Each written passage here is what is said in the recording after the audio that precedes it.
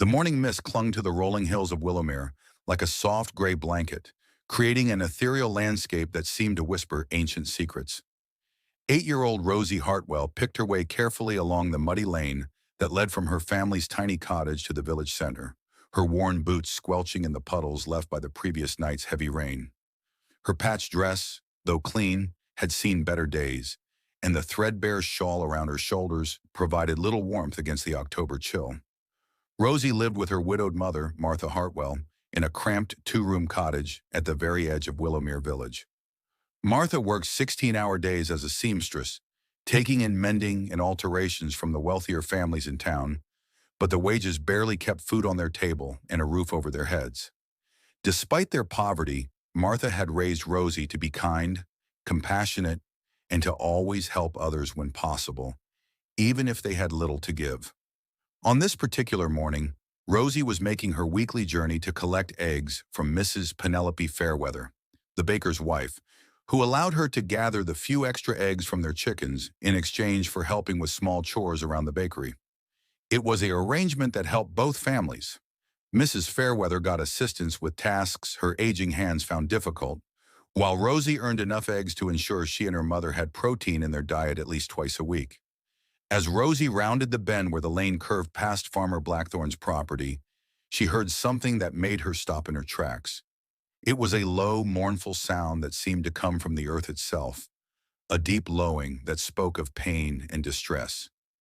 The sound was coming from the direction of the old drainage ditch that ran alongside the road, a deep furrow that had been carved decades ago to prevent flooding in the village during heavy rains. Curiosity overcoming her natural caution, Rosie approached the edge of the ditch and peered down into its murky depths. What she saw there made her gasp in shock and dismay. Trapped in the muddy bottom of the ditch, his massive form wedged between the narrow walls, was the largest bull she had ever seen. The animal was clearly in distress, his dark eyes rolling with fear and exhaustion, his powerful muscles straining against the mud and stone that held him prisoner. The bull was magnificent even in his trapped state, a massive Highland breed with a coat of rich reddish-brown fur and impressive curved horns that marked him as a mature male. His breathing was labored, and Rosie could see that he had been struggling for some time. The mud around him churned and torn from his desperate attempts to free himself. She realized with a sinking heart that the bull must have fallen into the ditch during the storm, perhaps seeking shelter or chasing after something, and had become stuck in the narrow space. "Oh, you poor creature," Rosie whispered, her young heart immediately filled with sympathy for the trapped animal. She could see that despite his size and obvious strength, the bull was helpless in his current predicament. The walls of the ditch were too high and too steep for him to climb out, even if he could get proper footing in the slippery mud. Worse still, she noticed that the water level in the ditch was slowly rising as runoff from the surrounding hills continued to drain into it. Rosie looked around desperately, hoping to see someone who could help. But the lane was deserted at this early hour, and the nearest house belonged to Farmer Blackthorne himself, a man known throughout Willowmere for his harsh temper and his particular dislike of the village's poorer residents. She had heard stories from other children about how he would chase away anyone who came too close to his property, and she knew that her family's poverty would make him even less likely to listen to her pleas for help. The bull let out another mournful low, and Rosie felt tears spring to her eyes. She couldn't bear the thought of leaving this magnificent creature to suffer, but what could a small, 8-year-old girl possibly do to help an animal that weighed more than 10 times what she did? The rational part of her mind told her to run to the village and fetch help, but something deeper, the same compassion her mother had instilled in her, told her that every moment counted and that she couldn't abandon this creature when he needed help most. As she stood there on the edge of the ditch, trying to think of what to do, the bull's eyes met hers. In that moment, something passed between them, an understanding that transcended species and spoke to the universal language of suffering and compassion. The bull seemed to sense that this small human child meant him no harm, and his struggles calmed slightly as he watched her with an intelligence that surprised her. "I don't know how yet," Rosie said aloud, her voice steady despite her racing heart, "but I'm going to help you. I promise." The bull's ears twitched at the sound of her voice, and for just a moment, she could have sworn she saw something like hope flicker in his dark eyes. What would you do if you found a massive animal in distress but were too small and powerless to help it yourself? Rosie stood at the edge of the ditch for several long minutes, her mind racing as she tried to think of a solution to what seemed like an impossible problem. The bull, whom she had begun thinking of as Bramble because of his reddish-brown coat that reminded her of autumn bramble bushes, watched her with patient eyes as if he somehow understood that she was trying to help him. The more she studied the situation, the more hopeless it seemed. The ditch was at least 8 feet deep and only about 4 feet wide. Wide enough for the bull to have fallen in, but too narrow for him to turn around or get proper leverage to climb out. The walls were steep and slippery with mud, and even if she could somehow get ropes or tools, she didn't have the strength to pull an animal of his size to safety. But as her mother had always taught her, there was usually more than one way to solve a problem if you thought about it carefully enough. Instead of trying to pull Bramble up, what if she could find a way to let him walk out? The ditch ran for nearly a mile before it emptied into the river, and there were places where the walls were lower and less steep. If she could somehow guide him to one of those places, the idea that began forming in her mind was so audacious that she almost dismissed it immediately. But as she looked down at Bramble's trusting eyes, she knew she had to try. She would need help, though, and that meant going to people who had every reason to turn her away. Her first stop was the bakery, where Mrs. Fairweather was already at work preparing the day's bread. The kind woman listened with growing amazement as Rosie breathlessly explained about the trapped bull and her plan to save him.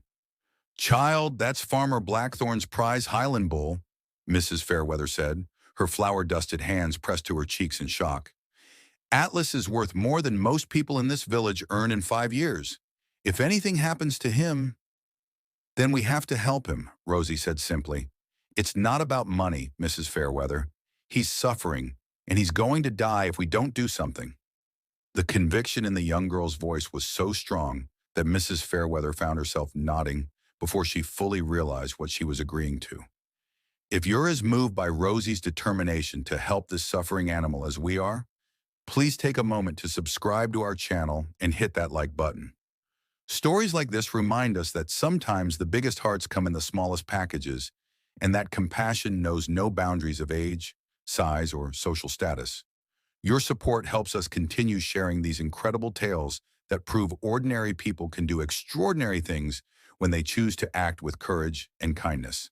Within an hour, word of Rosie's discovery and her impossible plan had spread throughout Willowmere like wildfire. The response was unlike anything the village had ever seen. Mrs. Fairweather closed her bakery and rallied the other shopkeepers. Tom Whitfield, the blacksmith, abandoned his forge and gathered every rope and pulley he could find. Even old Dr. Benjamin Ashworth, who rarely left his surgery except for the most serious emergencies, packed his veterinary supplies and joined the growing crowd. But it was young Timothy Reed, the stable boy from the manor house, who brought the most crucial element to their rescue effort. "My grandfather always said that Highland bulls are among the smartest animals God ever made," he told Rosie as they hurried back toward the ditch.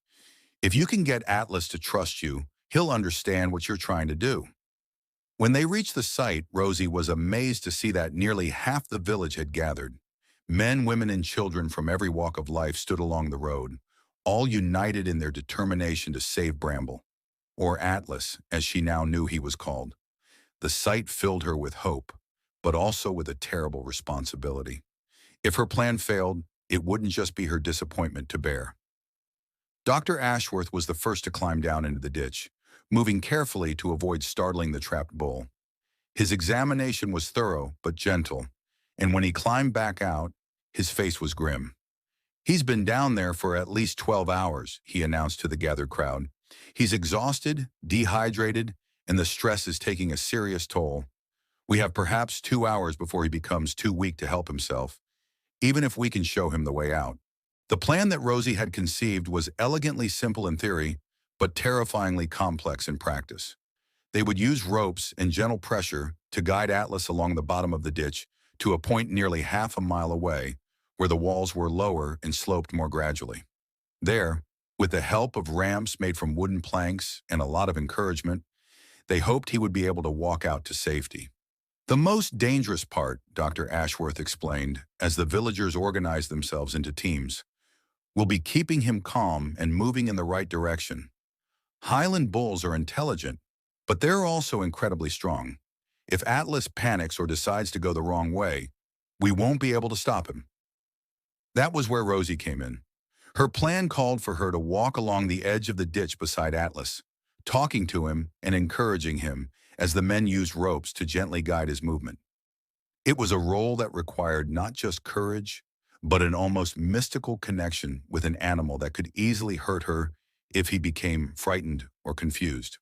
"Are you sure about this, sweetheart?" Martha Hartwell asked, having arrived to find her daughter at the center of what appeared to be the largest rescue effort in Willowmere's history. "You don't have to prove anything to anyone." But Rosie just smiled and squeezed her mother's hand. "I made him a promise, Mama, and you taught me that a promise is sacred, no matter who you make it to." As the villagers took their positions and prepared to begin the most ambitious animal rescue any of them had ever attempted, Rosie looked down at Atlas one more time. The great bull's eyes met hers, and in that moment, she was certain that he understood what they were about to try. Whether it would work or not remained to be seen, but at least he would know that he was not abandoned or forgotten. Do you think an 8-year-old girl's compassion and determination can really inspire an entire community to attempt the impossible? The rescue operation began with all the precision of a military campaign, despite being organized by a group of villagers who had never attempted anything like it before.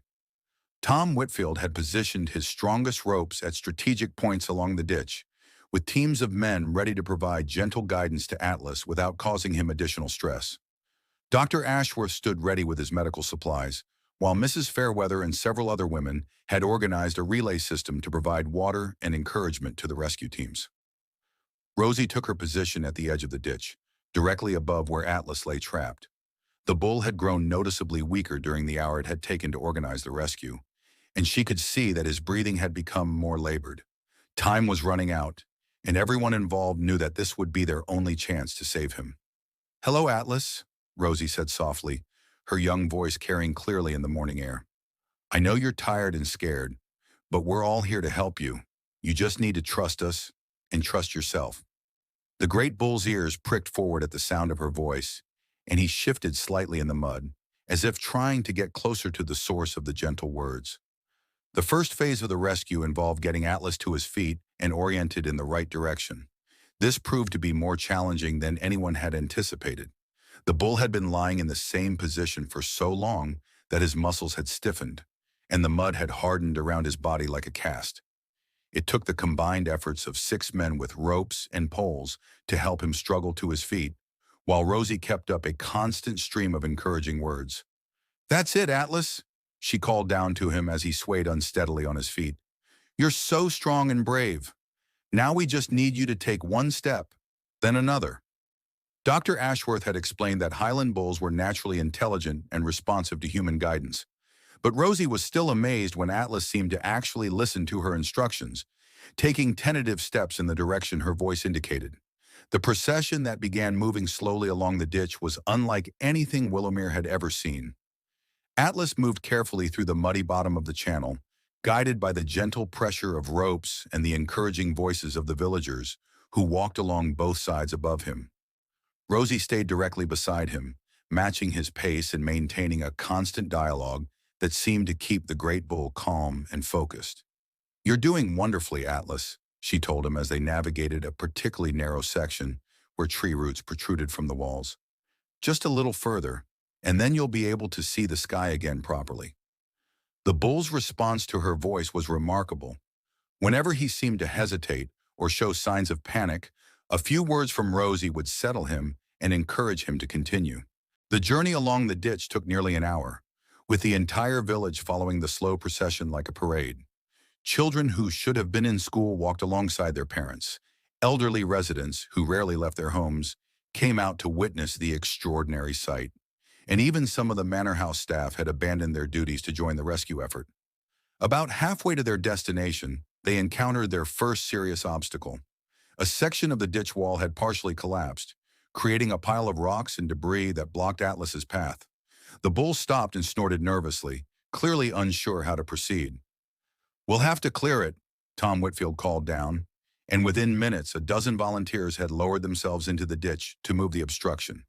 But Atlas was growing more agitated by the minute, and Dr. Ashworth warned that the bull's stress levels were becoming dangerous. "Highland bulls can literally die of fright if they become too panicked," he explained urgently. "We need to keep him calm, or we'll lose him regardless of whether we clear the path." It was then that Rosie made a decision that would be talked about in Willowmere for generations to come.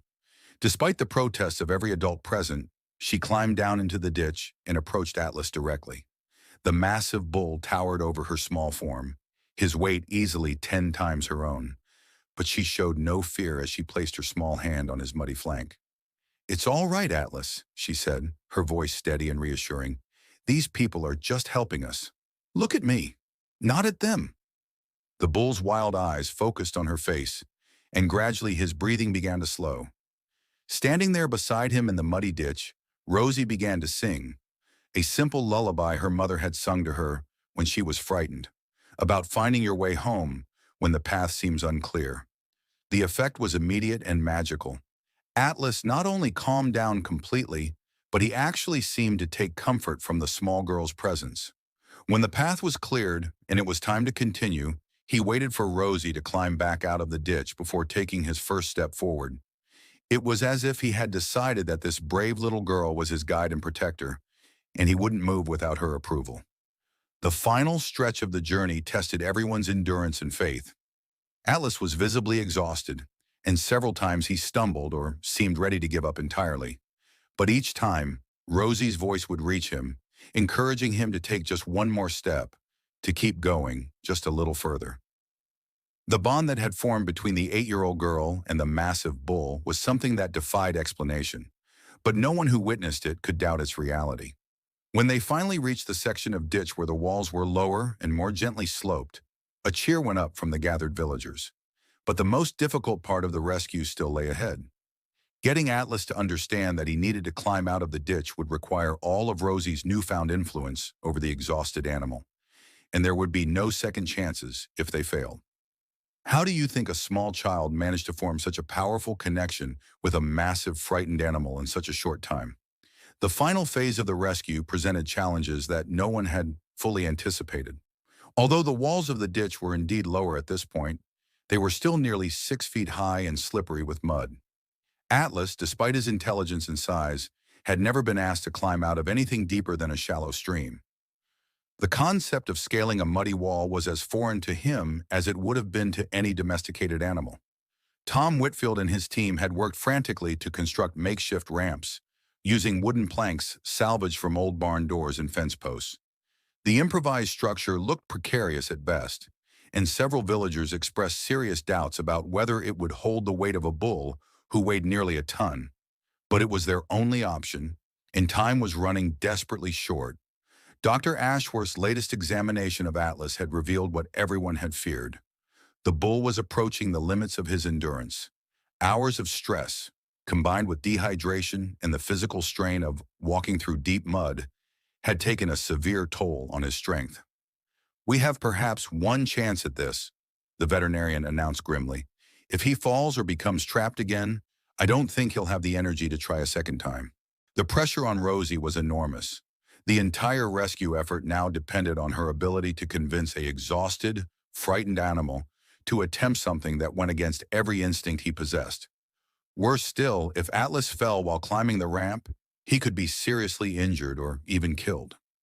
The weight of responsibility for a creature worth more than her family could earn in a lifetime rested squarely on her small shoulders. But as Rosie looked down at Atlas, she saw something in his eyes that gave her hope. The initial panic and confusion had been replaced by something that looked remarkably like trust. During their long journey along the ditch, the bull had learned to rely on her voice and guidance. If anyone could convince him to attempt the seemingly impossible climb, it would be the little girl who had sung to him in his darkest moment. "Atlas," Rosie called down to him, her voice carrying the same gentle confidence that had guided him this far. "I know this looks scary, but it's just like walking up a hill.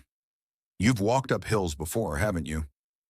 The bull's ears swiveled toward her voice, and he took a tentative step toward the base of the ramp. The wooden planks creaked ominously under his weight, but they held. The villagers held their collective breath as Atlas placed his front hooves on the ramp. The makeshift structure groaned and shifted, but Tom Whitfield's craftsmanship proved sound. Encouraged by Rosie's continued words of support, the bull took another step, then another. With each movement, the planks bent alarmingly, but they continued to bear his massive weight. "That's perfect, Atlas," Rosie encouraged as the bull reached the halfway point. "You're almost there. Just keep coming toward my voice." But it was at this crucial moment that disaster nearly struck. One of the supporting posts shifted in the soft ground, causing the entire ramp to tilt dangerously to one side. Atlas, already fighting for balance on the narrow planks, began to slide backward toward the muddy bottom of the ditch. The crowd gasped in horror as the bull scrambled desperately for footing, his hooves sliding on the wet wood. For a moment it seemed certain that he would fall, and all their efforts would be wasted. But then, just as he seemed about to lose his grip entirely, Atlas did something that surprised everyone present. Instead of panicking or giving up, he stopped struggling and looked directly at Rosie, as if asking for her guidance.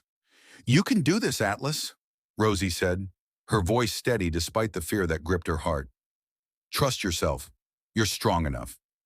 Something in her tone seemed to reach the bull's understanding. He gathered himself, found his footing, and with a mighty surge of effort, lunged upward toward the top of the ramp. The wooden structure held just long enough.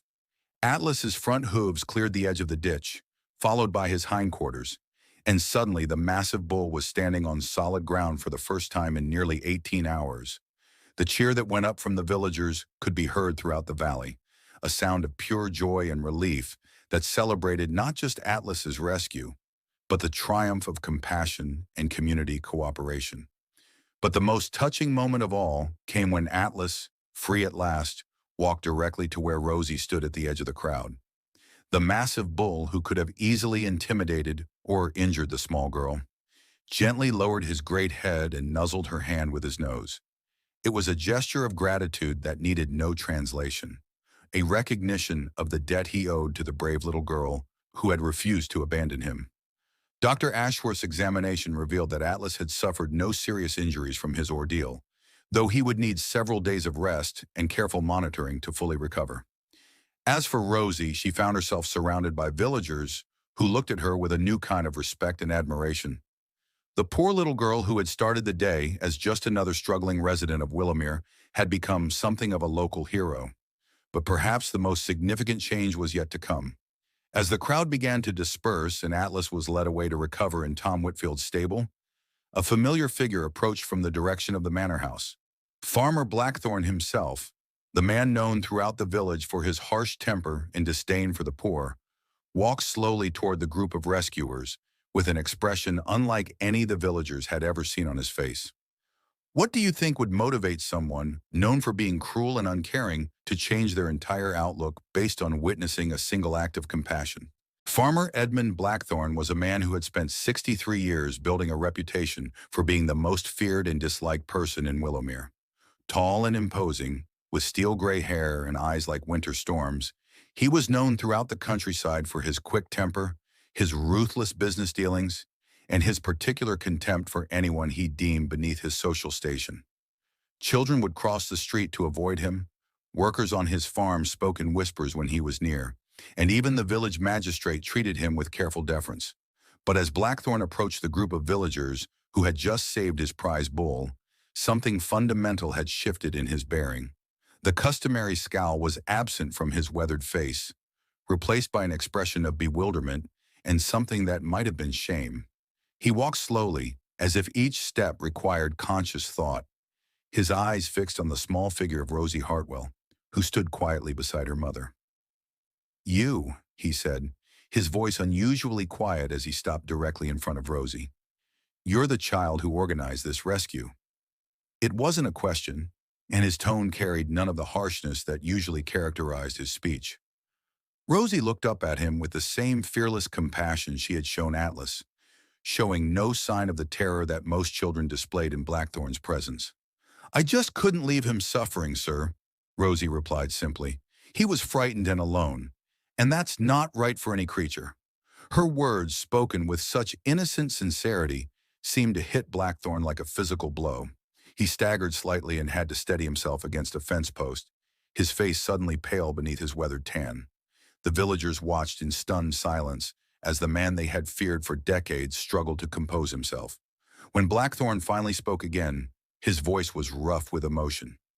"That bull, Atlas, he's worth more money than most of these people will see in their entire lives. He's my prize breeding stock, the foundation of everything I've built. And you, a child I've never even noticed before, you risk everything to save him." Martha Hartwell stepped protectively closer to her daughter, unsure of Blackthorne's intentions. But the farmer seemed unaware of her movement, his entire attention focused on Rosie. "Why?" he asked, and there was genuine pain in his voice. "Why would you help me? I've never shown kindness to you or your family. I've driven away children from your circumstances, refused charity to those in need, treated the poor of this village with nothing but contempt. Why would you save what matters most to me? If you're as moved by this incredible transformation as we are, please take a moment to subscribe to our channel and hit that like button. Sometimes the most powerful changes come when we witness true compassion in action, and this story proves that a child's pure heart can touch even the coldest soul. Your support helps us share more amazing tales of how kindness can change lives in the most unexpected ways. Rosie tilted her head to one side, considering his question with the seriousness it deserved. "I didn't do it for you, sir," she said finally. "I did it for Atlas.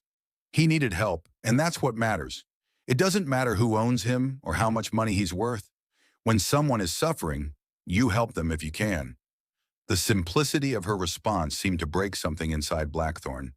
The proud, harsh man who had ruled over Willowmere with an iron fist suddenly crumpled to his knees in the muddy road, his face buried in his hands as great shuddering sobs racked his frame. The villagers stared in shock, many of them having never seen their tormentor show any emotion other than anger. "Forgive me," Blackthorne whispered, the words barely audible through his tears.